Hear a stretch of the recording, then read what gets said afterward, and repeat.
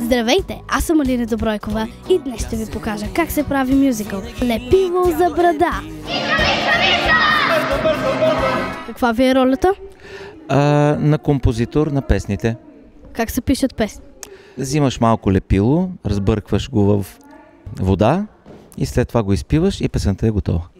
И разбира се, и с малко, как да кажа, с малко така вдъхновение, сънуване. Обикновено песните са като сън. Все едно сънуваш през деня. Как? Ти сънува ли си през нощта? Така, същото, ама през деня да сънуваш. И горе-долу е това. Мюзикъл се прави с много въображение, с голяма мисъл, за да извадиш най-важното, което е важно за всички от самата пиеса, и с много търпение. Светомира Цонева, чудесно име.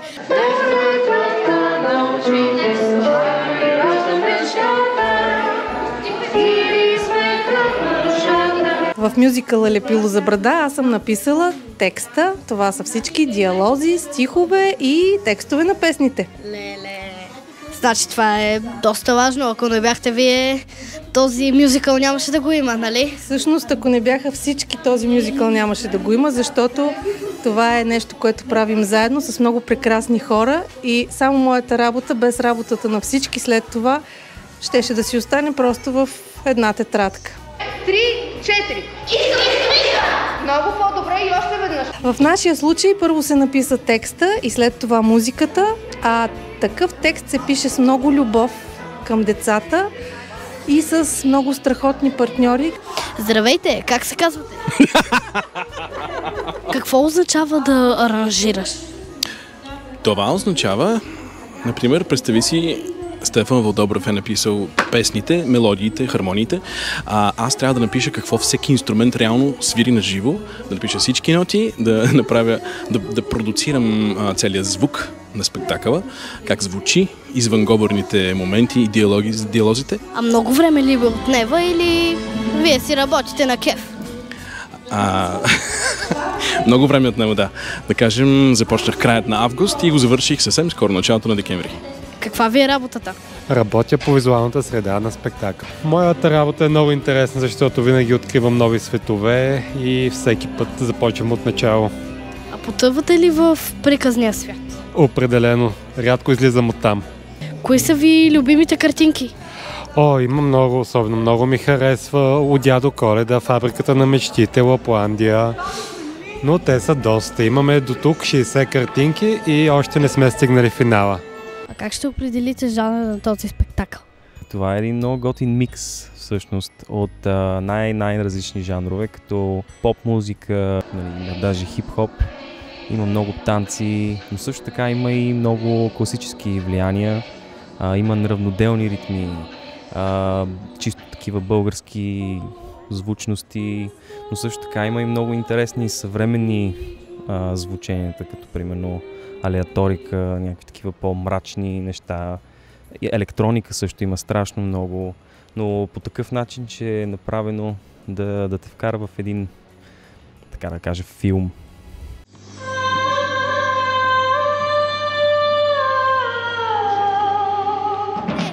Правите костюмите?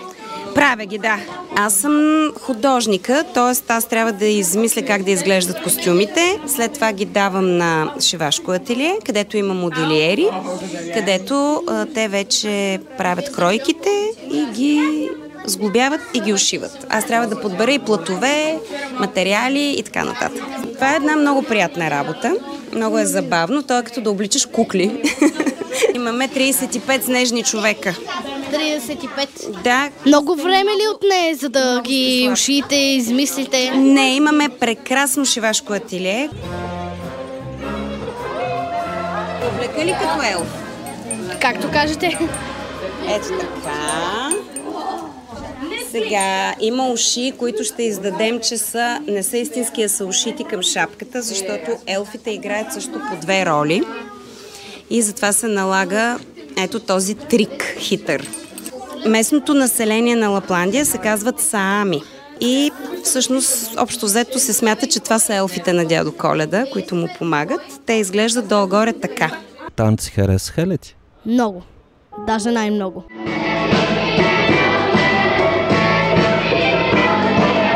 справите с толкова много деца? Трудно. Да, но е приятно. Не са основни движения? Елементи хип-хоп, класически балет по-малко.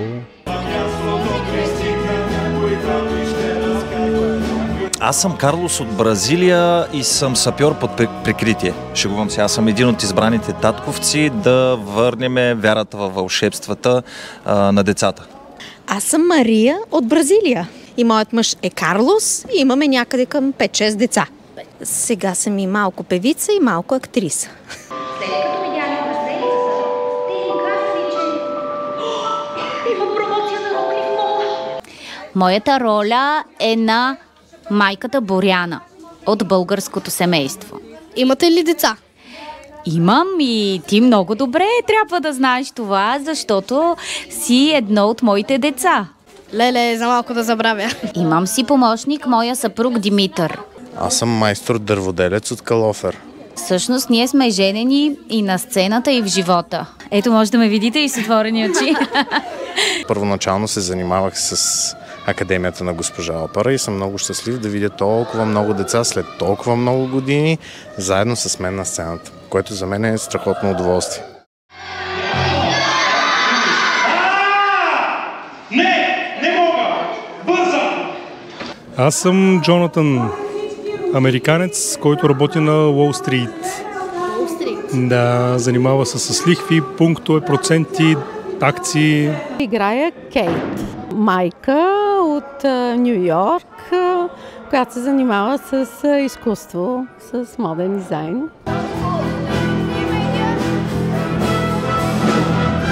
Ашвини. Служебно име, нали? Да. Аз съм индийската майка на много деца. Можете ли да ги преброите? Трудно е. Аз съм Лейди Елф и също така съм класната. Значи имате 2 роли? Имам 2 роли, даже имам промяна на сцената бърза. Пред всички си показвам елфските уши и елфската душа.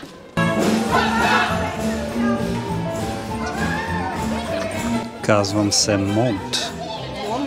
Елф Монт. А сега ще ви питам дали познавате дядо Коледа. Да, всъщност като елф го познавам много добре. Ние работим заедно. Аз съм неговия таен агент, така да се каже. През Комина ли дойдохте?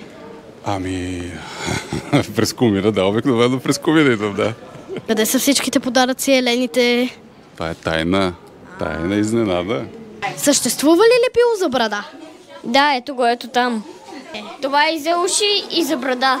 Една песен от нейната идея да прерасне в цяла история, в сюжет, герои, драматургия и да стане почти като филм, такова нещо никога не ми е хрумвало и не съм си мечтал дори. Обаче ето сега по Коледа мечтите се сбъдват и една такава мечта се материализира. С този мюзикъл искаме да кажем на всички татковци и майки: обърнете внимание на вашите деца. Те са умни и знаят как да направят света по-красив. И на всички деца да им кажа, че някъде в спомените на майките и на татковците има едни скрити съкровища, едни преживявания, които те трябва да дадат на своите деца. Коледа, Коледа, Коледа е за червените лица. Пиши лепило за брада. Пам, пам. Той кога се родил? Ще ми позволи да ви интервюрам, тате? Разбира се, да. Служебното име е Борислава. Но истинското ми име е Лина. А вие сте идеален репортер. Много ви благодаря. Ще пожелая един много дълъг път в изкуството. Понеже май дочух това, преди да легна и заспа.